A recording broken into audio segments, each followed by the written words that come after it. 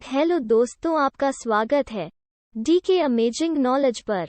आज का टॉपिक है गामा पहलवान के बारे में और रोचक तथ्य और कुछ अनोखी जानकारियाँ।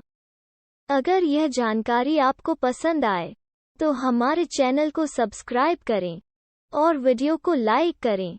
तो शुरू करते हैं।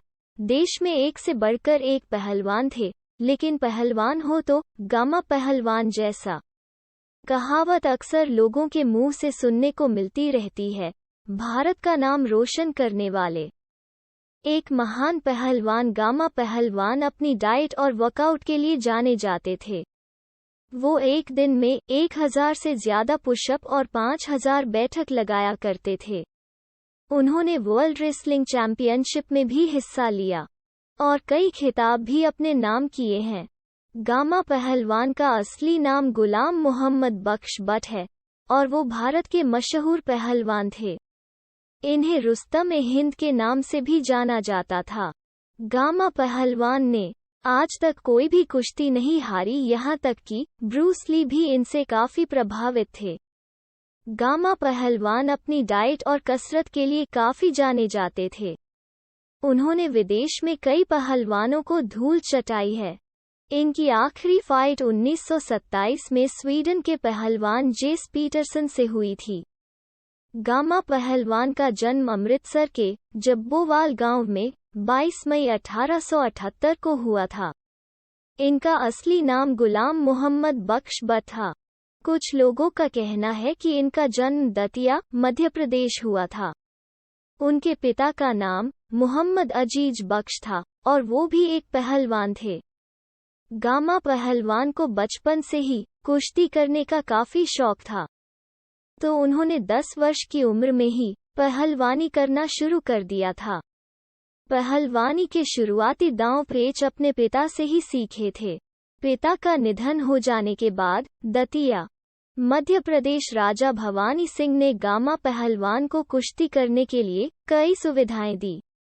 कम उम्र में ही कुश्ती में बड़े से बड़े पहलवान को धूल चटा देते थे और धीरे धीरे भारत में अपना नाम रोशन करते चले गए। लेकिन भारत और पाकिस्तान बंटवारे के दौरान गामा पहलवान अपने परिवार संग लाहौर, पाकिस्तान चले गए थे। कम उम्र में ही गामा पहलवान ने कुश्ती के दांव पेच सीख लिए थे। कम उम्र होने के चलते भारत के कई बड़े से बड़े पहलवान को हरा देते थे। ऐसा कोई पहलवान नहीं था जो गामा को हरा सके। साल 1895 में भारत के सबसे बड़े पहलवान रहीम बख्श सुल्तानीवाला, जिनकी लंबाई 6 फीट 9 इंच थी, उनसे मुकाबला हुआ था। यह कुश्ती बराबरी की थी, लेकिन रहीम बख्श इस कुश्ती में हार गए और गामा पहलवान ने जीत गए। इस महामुकाबले के बाद गामा पहलवान को प्रसिद्धि मिली।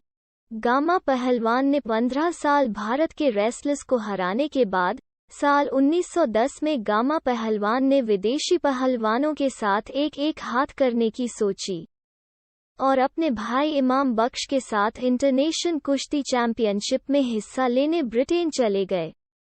उनकी कम लंबाई होने के चलते इंटरनेशनल कुश्ती चैंपियनशिप का हिस्सा नहीं बन सके, लेकिन उन्होंने हार नहीं मानी और ब्रिटेन में पहलवानों को फाइट करने के लिए खुली चुनौती देना शुरू किया। उन्होंने दावा किया कि किसी भी पहलवान को 30 मिनट में हरा सकते हैं, लेकिन किसी ने भी उनकी चुनौती स्वीकार नहीं की। गामा पहलवान ने ब्रिटेन के बड़े पहलवान फ्रैंक गॉच एवं स्टैनिस्लॉस जेविस्को को चुनौती दी और कहा कि अगर मुझे हरा दोगे तो इनाम के रूप में पैसा दूंगा और वापस अपने घर चला जाऊंगा।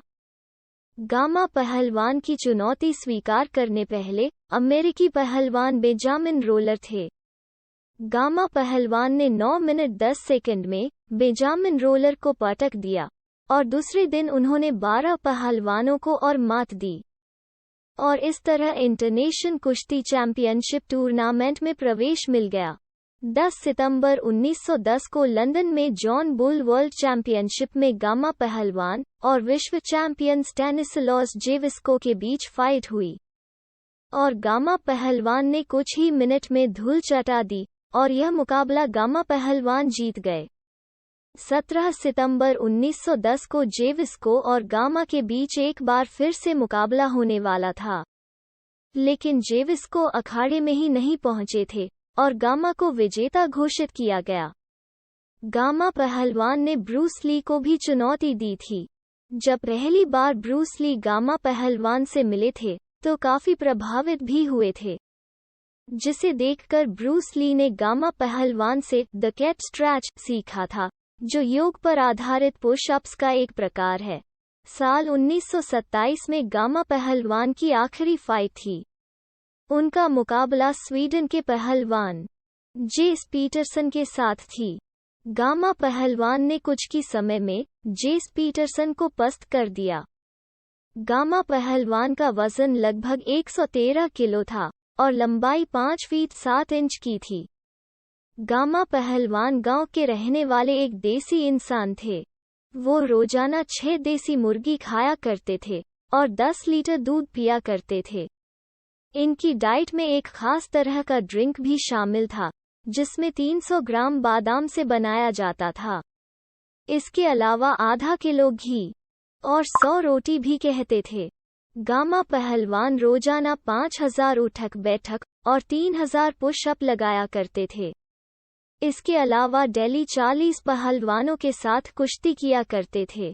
इसके अलावा रोजाना गामा पहलवान अपने गले से 54 किलो का पत्थर बांधकर भागा करते थे। इसके साथ ही गामा ने एक भारी भरकम डंबल भी बना रखा था, जिसे शायद किसी के उठा पाना मुश्किल था।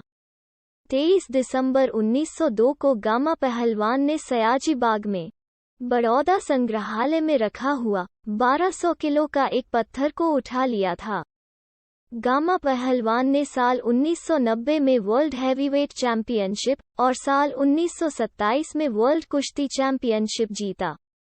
वर्ल्ड कुश्ती चैंपियनशिप के बाद उन्हें टाइगर की उपाधि से नवाजा गया। साल 1921 में प्रिंस ऑफ वेल्स की भारत यात्रा के दौरान गामा पहलवान को एक चांदी की गदा भेंट की थी।